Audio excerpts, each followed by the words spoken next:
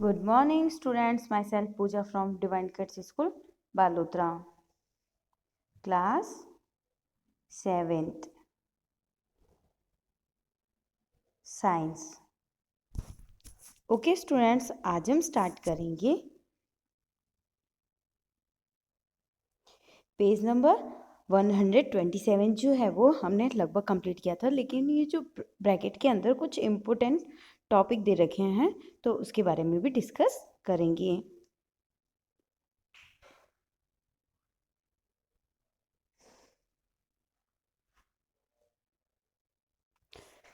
The way in which waste chemical are removed from the body of the animal depend on a availability of water। कि जो animal जो है उनकी water की availability के according ही वो हम अपनी बॉडी से जो वेस्ट प्रोडक्ट है वो रिमूव करते हैं। Aquatic animal like fishes excrete cells waste as ammonia which directly dissolve in water. Some land animal like birds, lizards, snakes excrete a semi-solid white color component uric acid। और उनकी जो semi-solid जो excrete होता है उसके अंदर क्या present होता है? Uric acid. The major excretory product in human is urea. और जो ह्यूमंस होते हैं उसके अंदर जो मेजर कंपोनेंट होता है वो कौन सा होता है? यूरिया।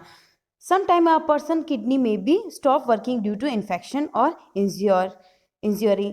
कि कभी कभी क्या होता है कि कुछ इंसानों की जो किडनी है वो वर्क करना बंद कर देती है, कभी तो उस किडनी के अंदर इन्फेक्शन हो जाता है या फिर चोट लगने की वजह से।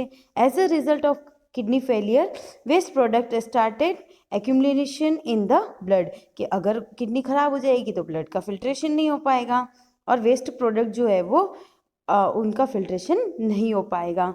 तो उस टाइम जो है वो एक मेथड यूज़ करते हैं जिसको हम बोलते हैं dialysis. Such person can not survive unless their blood is filtrate periodically throughout an artificial kidney. इसलिए हम क्या लगाते हैं? उसके आर्टिफिशियल किडनी जो लगाते हैं। This process is called dialysis. और इस प्रोसेस को हम क्या बोलते हैं? आर्टिफिशियल किडनी के थ्रू जैसे ही हम हमारी जो किडनी जो फिल्ट्रेशन की जो प्रोसेस है वो कंप्लीट करवाते हैं उसको हम क्या बोलते हैं? Dialysis. In similar, when we sweat, it helps to cool our body. Okay, now next है 11.3 transport of substance in plant. In chapter 1 you learn that plant take water and minerals nutrients from the soil throughout the roots and transport it to leaves. The leaves prepare food for the plant using water, carbon dioxide during photosynthesis.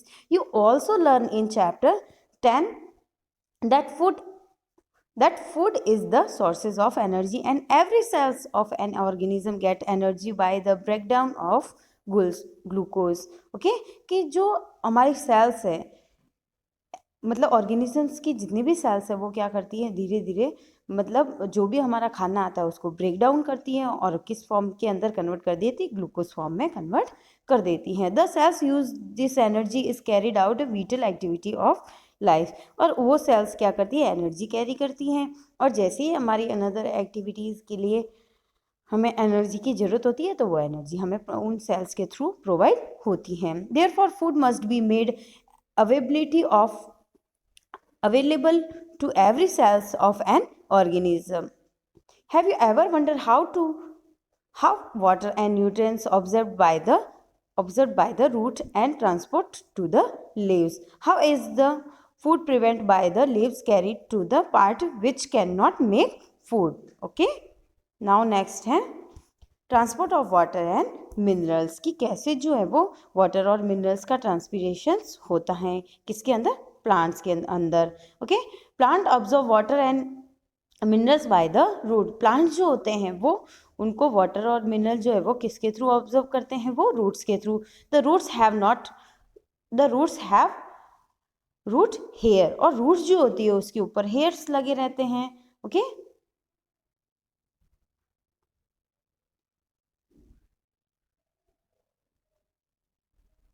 the root hair increase the surface area of root for the absorption of water and minerals dissolved in water.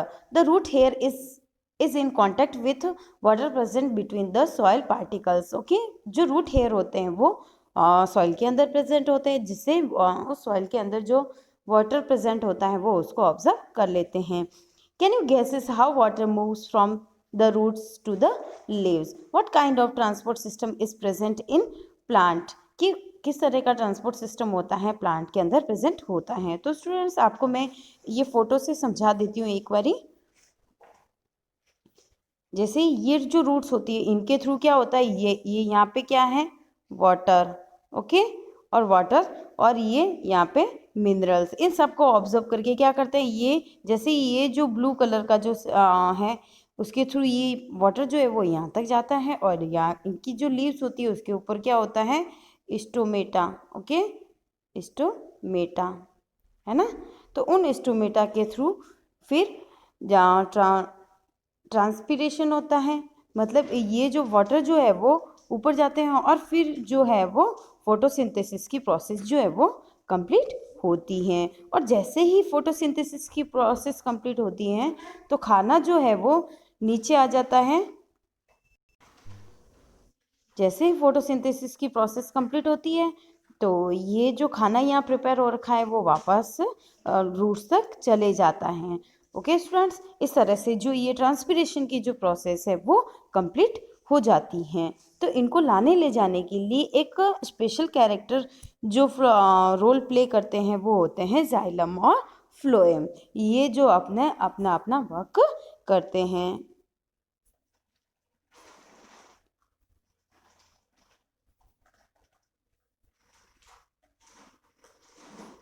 Well, Bujo is right.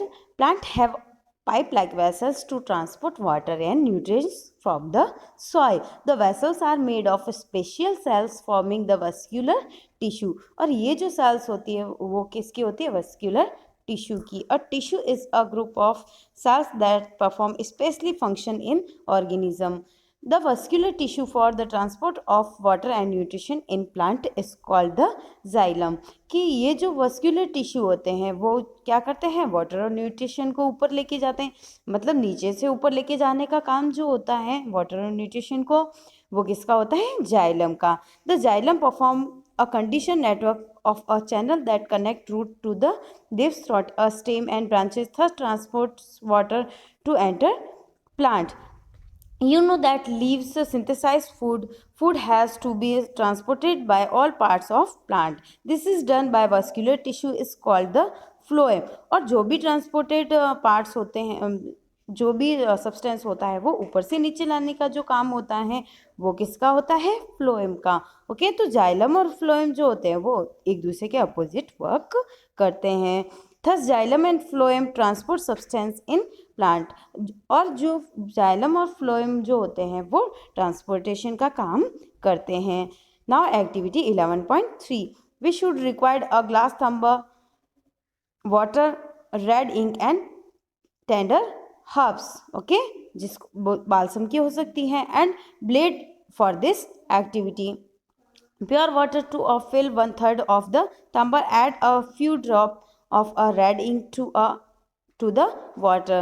Cut the base of the stem and herb and place it in the glasses as shown in figure 11.8. Observe it the next day. और उसके बाद में next day आपको क्या करना है, उसको observe करना है। जैसे ये जो फिगर में आपको क्या दे रखी है, जैसे कि एक लीफ ब्रांच काट दी है ना, उसको क्या किया, पानी में डाल दिया, और पानी के अंदर क्या डाल दी, रेड कलर की इंक। तो थोड़े थोड़े बाद आप देखोगे जैसे ही पानी जो है वो ऊपर चढ़ेगा तो जो लीव्स का कलर है वो धीरे धीरे रेडिश होने लग जाएगा। ओके, तो and last view of open end of the stem. Okay, और बी के अंदर क्या दे रखा है आपको, water moves up in stem की कैसे स्टेम के अंदर वाटर ऊपर के साइड में चढ़ रहा है और कलर जो उसका कैसा हो जाता है, हल्का सा रेड हो जाता है।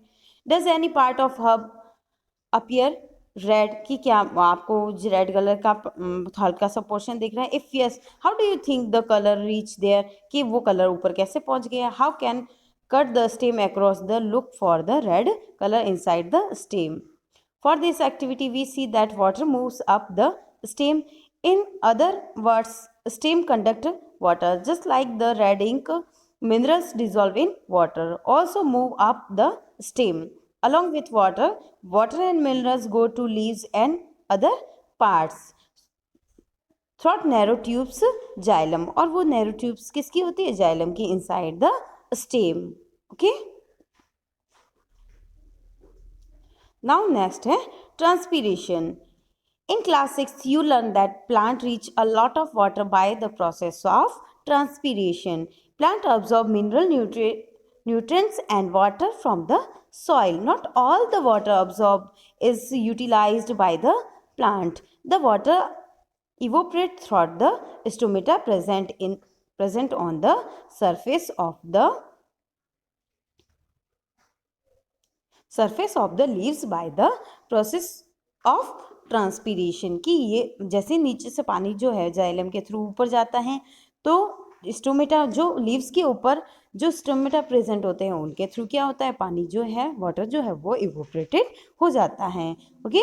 और ये ट्रांसपीरेशन की प्रोसेस भी कंप्लीट हो जाती है. इसलिए बहुत ज़्यादा अमाउंट में प्लांट को वाटर की ज़रूरत होती है. The evaporation of water from leaves generated a section pull the same that you product when you suck water through a straw, which can pull water to great high in the tall tree. Transpiration also cool the plant. और transpiration की process की वजह से ही, जैसे अब मैं sweating की वजह से हमारी बॉडी का जो टेम्परेचर है वो मेंटेन रहता है, वैसे ही ट्रांसपीरेशन की प्रोसेस की वजह से ही प्लांट जो है वो कूल रहते, यानी ठंडे रहते. नहीं तो गर्मी में वो भी सूख सकते हैं, लेकिन ट्रांसपीरेशन की वजह से वो कूल रहते हैं. कौन?